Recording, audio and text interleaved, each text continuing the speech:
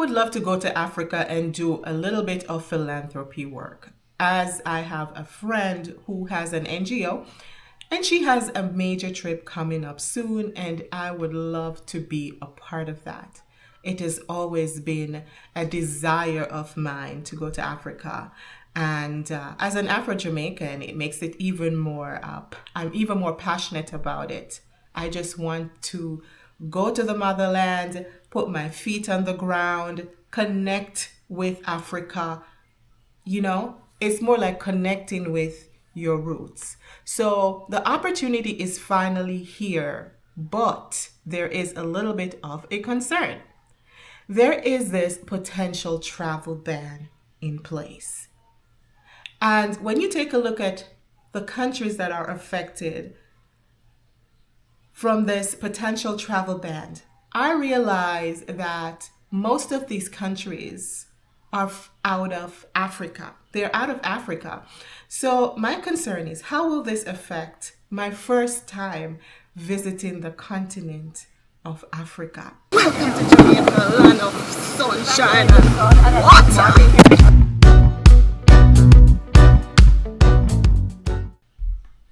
I'm a Jamaican living abroad, and I love to speak about Jamaica. I love to speak about the continent of Africa. And as of lately, I have been speaking about being an Hebrew Israelite because God revealed to me that I am an Israelite, you know?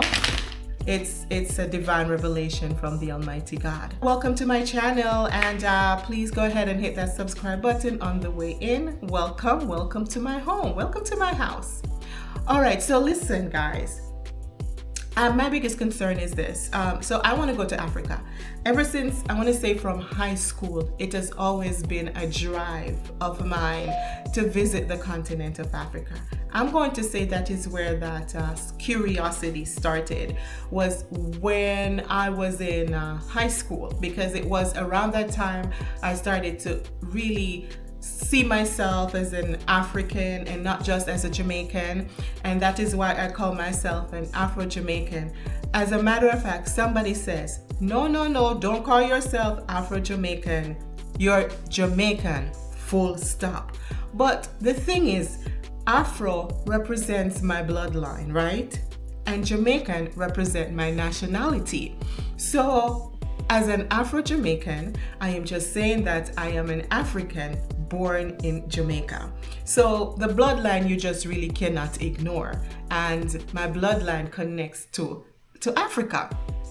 So ever since I became aware or started generating the awareness that I am an African, you know, and my ancestors came from Africa, I've always wanted to go to the motherland and visit the motherland, because it's just like if you are European, you know, if you're Caucasian, you want to visit Europe. Well, as an African that was born outside of Africa, I want to visit the motherland, and this opportunity is finally here. But will this potential travel ban affect my travels? That is the biggest question of the day. So here is a few clip of what my travels will be about. As I said, my friend, she has an NGO, and every 2 years or so, she will visit her country, and she will go around to all the different orphanages, and she will give gifts to these children, you know, because they don't have parents. They've lost their parents in one way or the other. So she will go around and she will help out these orphanages with supplies and to help to take care of these children. And I just think that is such like the biggest way to actually give back into society and to help to improve the lives of others, you know, by giving and donating to children. I really connect with this because it just reminds me so much of my childhood growing up in Jamaica. You know, just the surroundings alone, it just reminds me of my childhood. It takes me right back to my childhood when I was growing up in Jamaica. This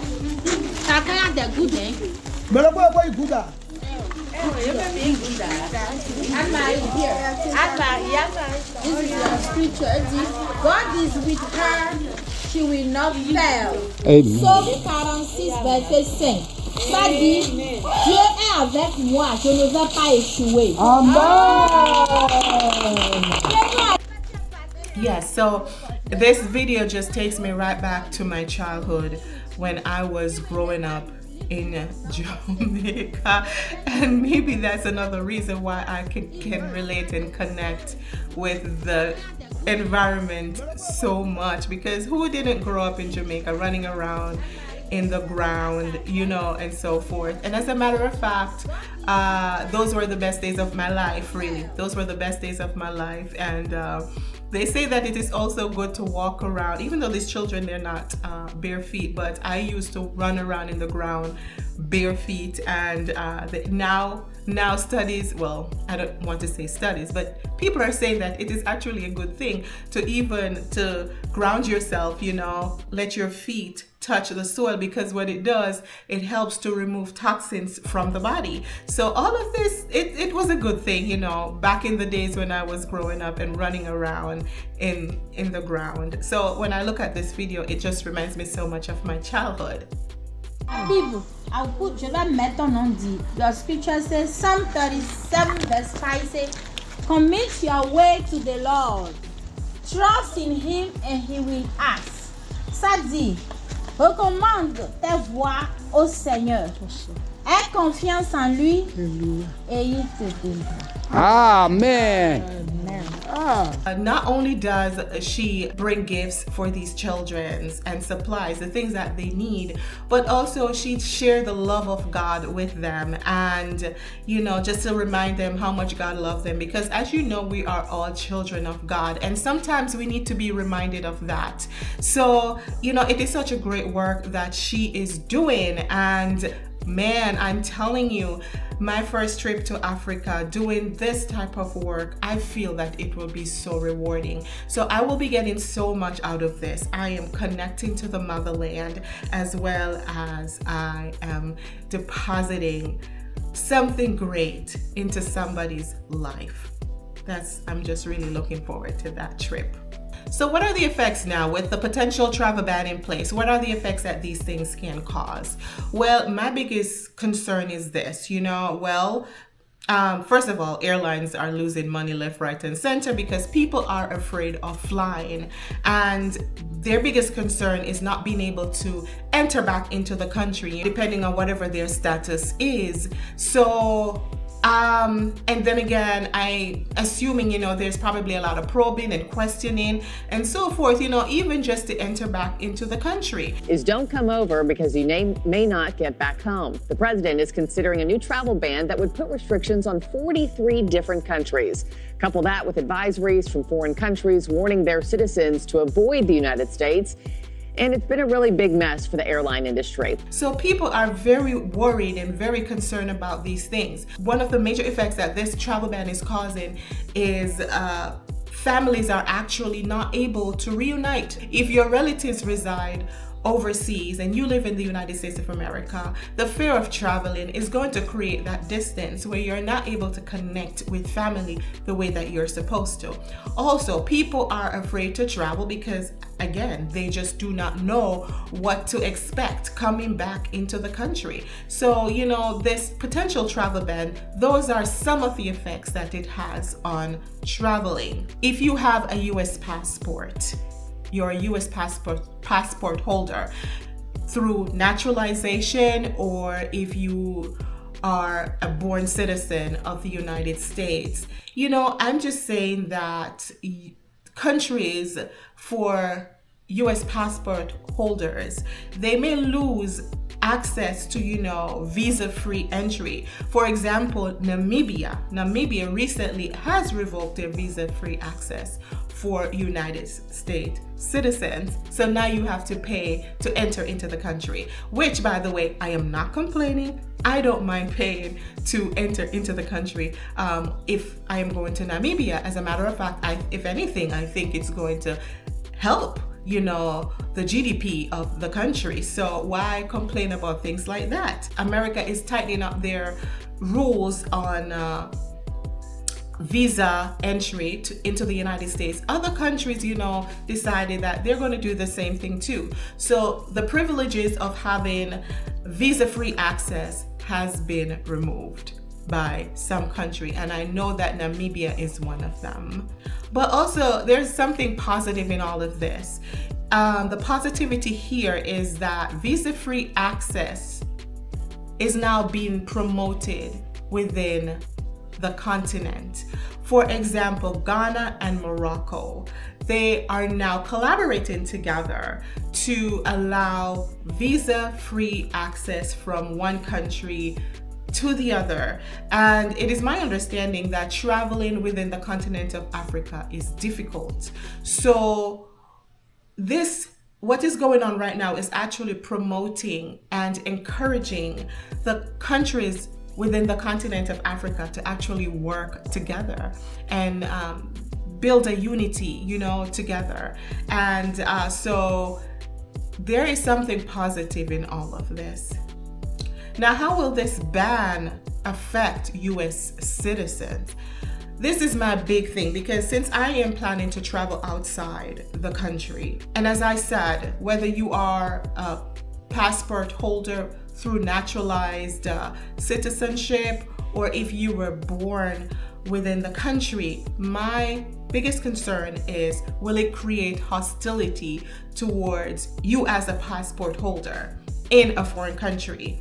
So in whichever countries that this potential ban affects, and you decide to travel this country, will it create hostility towards you from that country's citizens, because America is loved and respected around the world, but as of lately, I'm not sure if America is really loved and respected as much as before. So I believe with this potential travel ban in place, it has created sort of a loss of respect towards Americans, even though Americans are really innocent to it all. But at the same time, the fact that you have you carry that passport, it can create a problem if you are visiting one of these countries.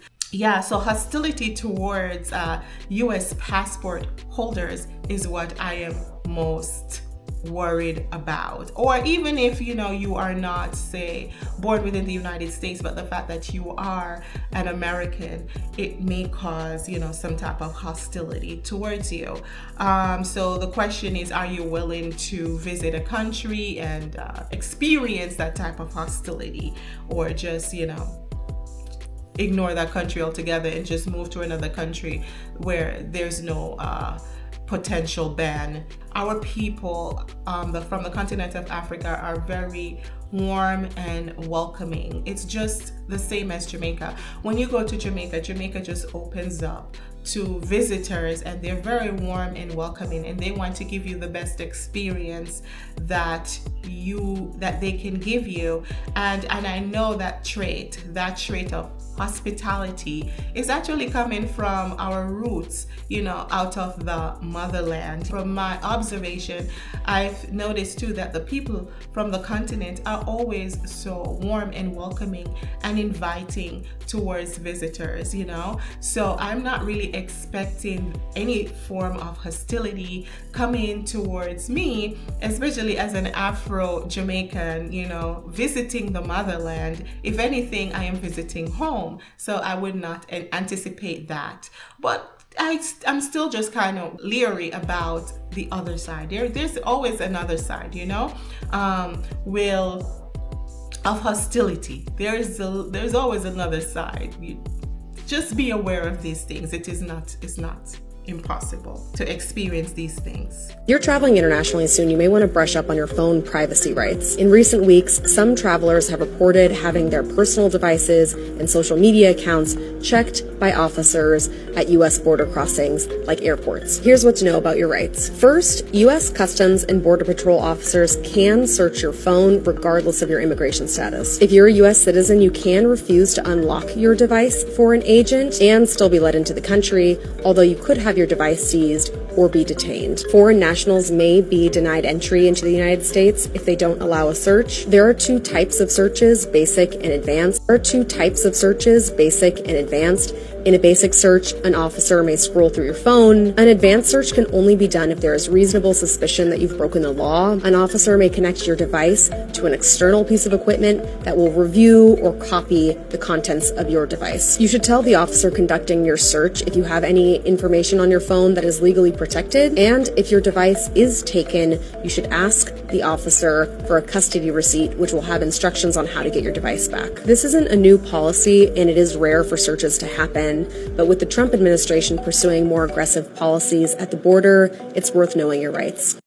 So how will this affect me actually and my travels, my upcoming travels to Africa? I'm not sure, but I do not know if there will be excessive questioning at the airport, Coming back, will it be a problem? You hear so many crazy stories out there. But one thing for sure, I am definitely looking forward to my first trip to the motherland. Oh my God, I will be doing amazing work, and helping to enhance somebody's life. And not only that, visiting the continent with a purpose and impacting somebody's life. Connecting with the continent for the very, very first time. A lot of us have always had that desire to go to the motherland, and I am so looking forward to that. I believe that, just like we have the desire to visit Europe because we are so fascinated with these European countries, I believe we, the same way, we should actually strive towards making that trip to the motherland. It's just going to be an amazing experience, and I cannot wait. Thank you guys so much for watching my video. Please do like, share, and subscribe to my channel, and I'm looking forward to seeing you guys in my next video. Thank you for watching. Bye bye. Dieu dit ici, je suis ton refuge et ta force. Alléluia. Je suis ton présent aide dans tes difficultés. Amen.